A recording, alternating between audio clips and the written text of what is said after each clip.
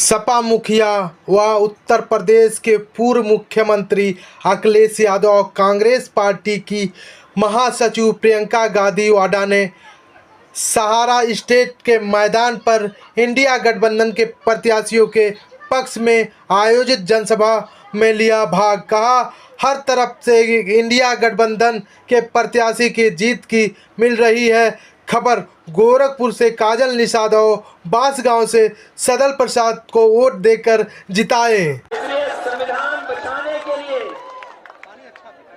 और एक ऐसी सरकार जिसने हमें और आपको समय समय पर धोखा देने का काम किया है। ये दिल्ली वाले तो दिल्ली वाले,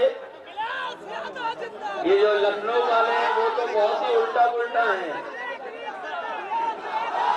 ये गोरखपुर वाले लोग जानते हैं। हम आपसे कहना चाहते हैं और आपसे पूछना चाहते हैं।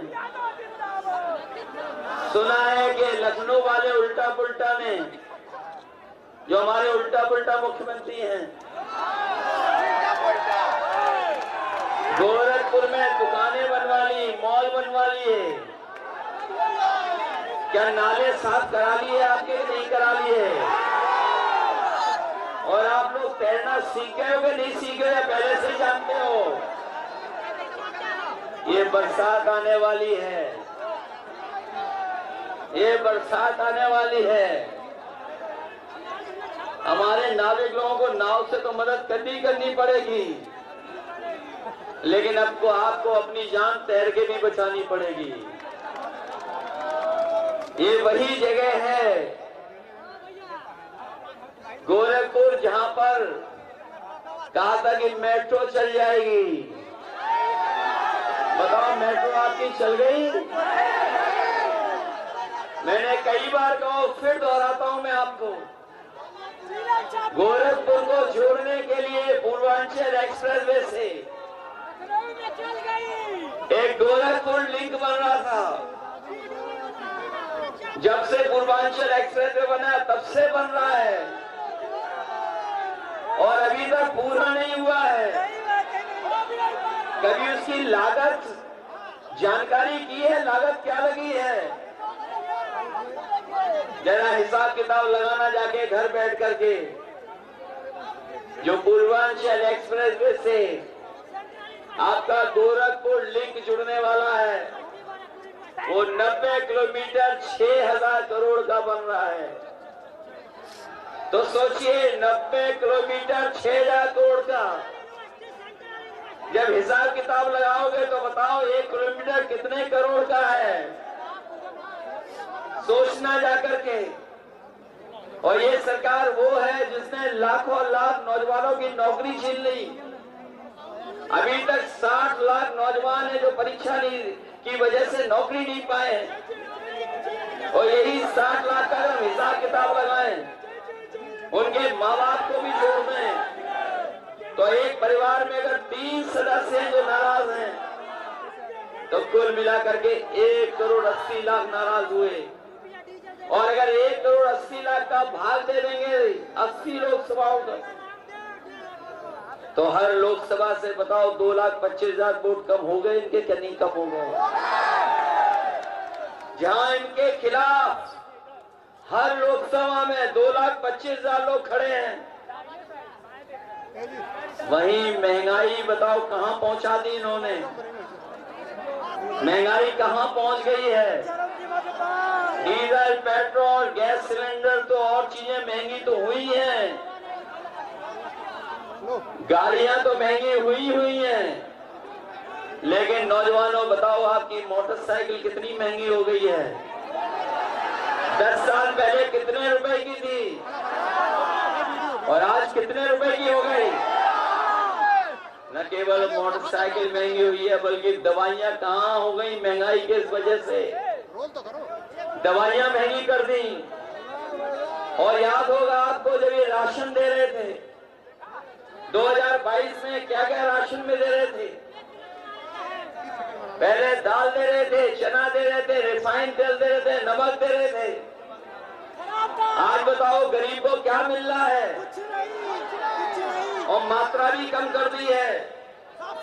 इसलिए इंडिया समाजवादी पार्टी और कांग्रेस ने तय किया है कि आने वाले समय में अपने गरीबों को जहां राशन की मात्रा बढ़ाएंगे, उसकी गुणवत्ता को बेहतर करेंगे और जिस तरीके से संपन्न लोग, बड़े लोग पैकेट का आटा लेते हैं जो पौष्टिक है, हम अपने गरीबों को भी राशन की मात्रा बढ़ा करके, राशन की गुणवत्ता को बेहतर करके पैकेट आटा के साथ साथ डाटा भी फ्री देने का काम करेंगे। ये महात्मा बुद्ध, संत कबीर, गुरु मच्छेंद्रनाथ जी, गुरु गोरखनाथ जी की धरती है।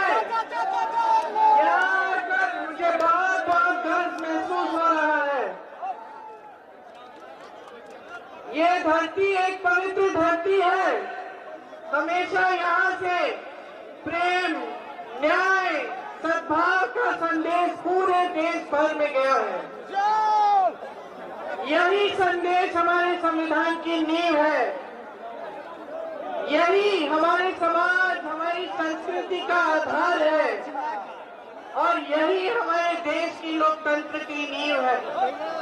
ये संदेश यहाँ से आपने सदियों से, हजारों वर्षों से पूरे देश भर में भेजा है।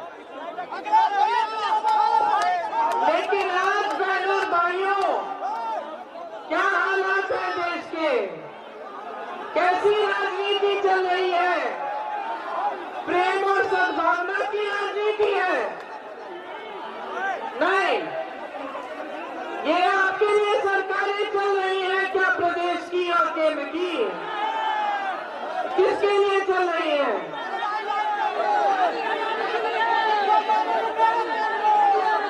आप यहाँ सब नौजवान खड़े हो, रोजगार है? देश में 70 करोड़ लोग बेरोजगार हैं। 45 सालों में सबसे ज्यादा बेरोजगारी आज है देश में। ये सबसे बड़ी समस्या है कि नहीं है? इसके बारे में मोदी जी बात करते हैं। मोदी जी के लफ्ज से आपने बेरोजगार शब्द सुना है? तो क्या समझा गया है कि प्रधानमंत्री मोदी जी को हम बताएं कि बेरोजगारी क्या होती है? समझा गया है? आपकी दूसरी सबसे बड़ी समस्या क्या है? महंगाई। महंगाई है। आज गैस सिलेंडर, व्यापार है, जहां रोजगार है, जहां सरकारी कारखाने हैं, जहां आपके लिए सुविधा है, वो सब ठप करने का काम किया है। सिर्फ अपने बड़े बड़े खरबपति मित्रों के लिए इन्होंने अपनी सरकार चलाई है। उनके 16 लाख करोड़ रुपए माफ हो जाते हैं। यहाँ के बुनकरों के लिए 1 रुपया माफ नहीं होता, एक स्कीम नहीं आती।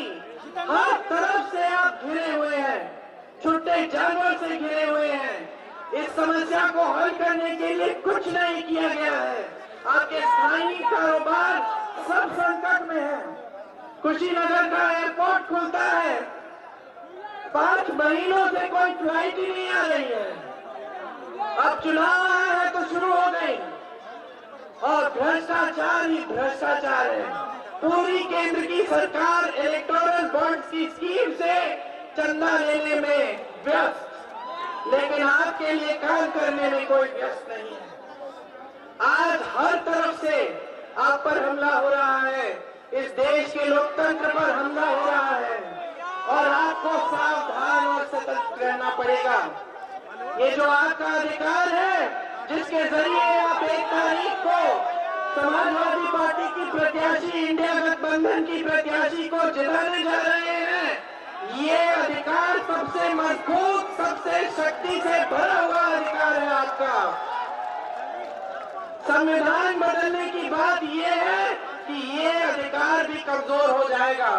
सतर्क रहिए, जागरूक रहिए, ऐसी सरकार लाइए जो आपके लिए काम करके दिखाए। ये तमाम नौजवान जो यहाँ खड़े हैं, जो बेरोजगार हैं, आप सबको रोजगार दिलवाने का काम हमारा गठबंधन करेगा। ये हमारी गारंटी है। और आप सबने इतनी ध्यान से मेरी बातें सुनी है। ज्यादा लंबा भाषण नहीं देना चाहती क्योंकि आप अखिलेश जी का भी इंतजार कर रहे